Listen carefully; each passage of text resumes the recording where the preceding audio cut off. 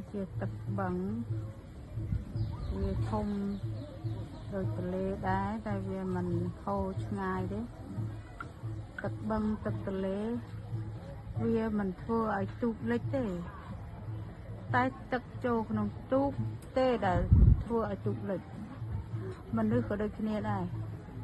មនុស្សដែលមានអំនួតវាធ្វើឲ្យលិចទៅខ្លួនឯងព្រោះតែអំនួត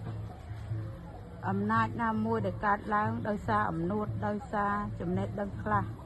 ប៉ុន្តែអំនួតនោះវាធ្វើឲ្យខ្លួនឯងលិចចុះទៅក្រោមដោយសារអំនួតនិងអំណាចដូចគ្នា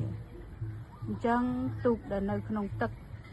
មិនមែនទឹកសាហាវទេតែពេលខ្លះទូកនោះសាហាវណាស់វាបានប្រតិកម្មលើទឹកហើយទឹកនឹងក៏សម្លាប់ទូកដោយសារទឹកចូលក្នុងទូកចឹងកិច្ចការណាដែលធ្វើឲ្យយើងអកុសលនៅក្នុងចិត្តបន្តិចបន្តួចមិនមែនបានន័យថាធ្វើឲ្យយើងមិនទៅមុខទេតែយើងមិនព្រមទៅមុខហើយយើងចោទទៅលើចំណុចទូចខ្សោយរបស់យើងតែប៉ុណ្ណោះនេះជាកិលេសនៅក្នុងវត្តដាក់